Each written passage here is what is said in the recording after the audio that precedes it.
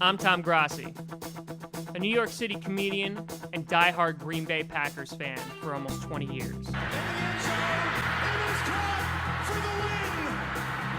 Richard Rodgers with a walk-off touchdown. A game ender for the Packers. In 2015, I created a podcast where each week I talk to fans from opposing teams to share their story and to get yelled at for about an hour for being a Packers fan.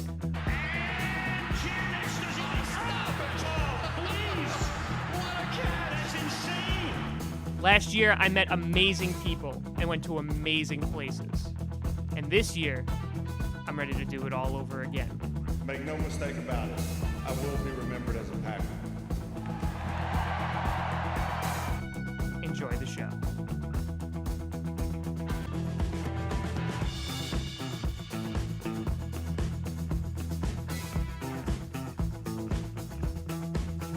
Grossi Posse Packer Nation, welcome to another episode of Packast, the podcast where you don't have to be a Packers fan, but it sure does help, and holy crap, what a game. One that gave me many heart palpitations. I was nervous towards the end, I'm not gonna lie, but there's issues, there's definitely some issues, but oh man, what a finish to that game. And listen, there are only three things that are certain in this life. It's death, taxes, and a long Hail Mary that's going to beat an NFC North rival.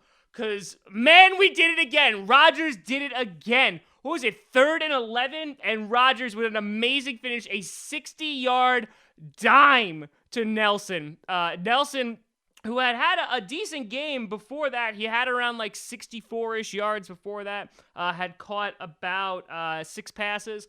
But this was a beautiful throw after a day of drops from Adams and also Nelson. This was amazing to see.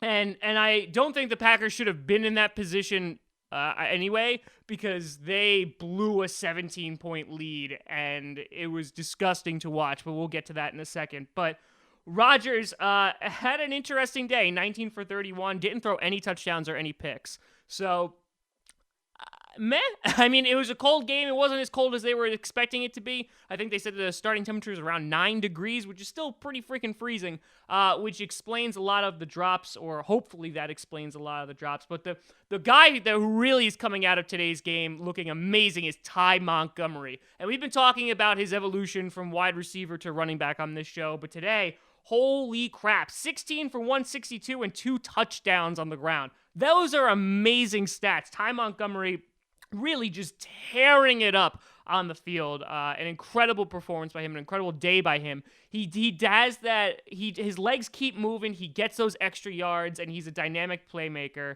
I think you still miss Lacy, and we'll talk about this as we move forward. I think the Packers, they'd be smart considering how much cap space they have to still sign Lacy for next year, but an amazing day by Montgomery, no doubt.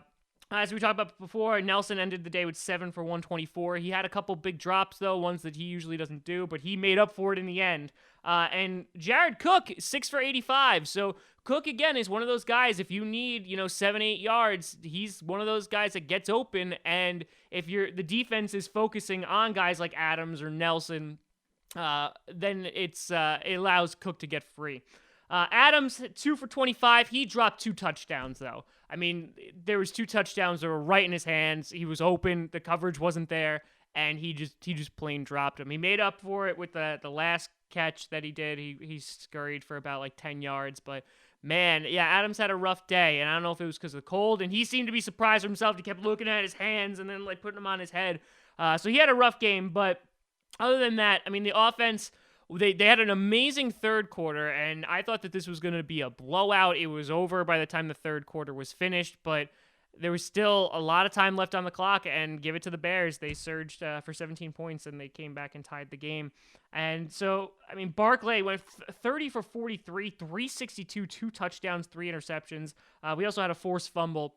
Now, of course, the interceptions are great. Of course, the forced fumble is great, but I mean, this is your third string quarterback, and he threw almost 400 yards, 2 touchdowns, and really brought them back and allowed them to score 17 unanswered points. This defense, and we've been talking about running the table, and listen, we're going to run the table. It's going to happen now, but man, this defense needs to get fixed if we're going to do anything in the playoffs. And last week was amazing, and the defense has been holding over this 4-game winning streak, but today they I don't know if they just got tired. I don't know if it was because of the cold, but that fourth quarter, they almost blew this entire game. So something definitely to keep an eye on as we move forward, and hopefully this is just a fluke, especially when we're coming down the stretch. We need to win these 2 games. And so speaking of that, the best case scenarios happened today in which the Lions finally lost. The Giants did their job. They were able to pull off a win, and the Vikings just got slaughtered by the Indianapolis Colts, which essentially ends their playoff bid. Mathematically, the Vikings are still in it, but not after next week, hopefully. So this is a scenario, and I know there's other wild card scenarios, and I'm honestly not even looking at that, because if the Packers win out, if they win their final 2 games against the Vikings and the Lions, we win the NFC North, we win the division, we get a home game, we're in the playoffs. And that is what I think should be on every Packer fan's mind right now. Who cares about the wild card? I don't care about any other scenarios. Run the table, win out, we're in the playoffs. That's the only scenario I really care about. But I mean, talking about a couple of other things, Randall Cobb didn't get like a single reception. Cobb has been really quiet this entire season. After last year where he was forced to be the number 1, he didn't really show up too much.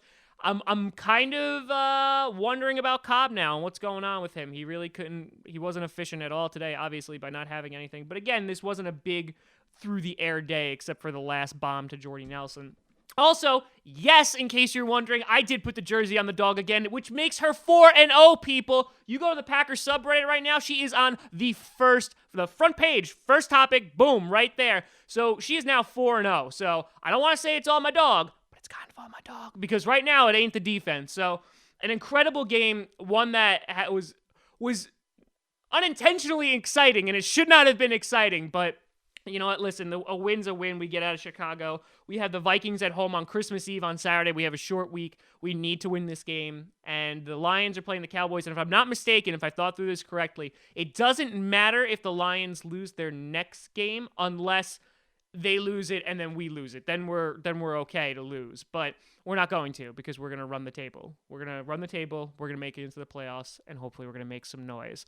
What did you think about the game? I mean, I thought, again, very exciting. Didn't want it to be exciting. Should not have been exciting, but the Pack came away with a win. Let me know in the comments down below.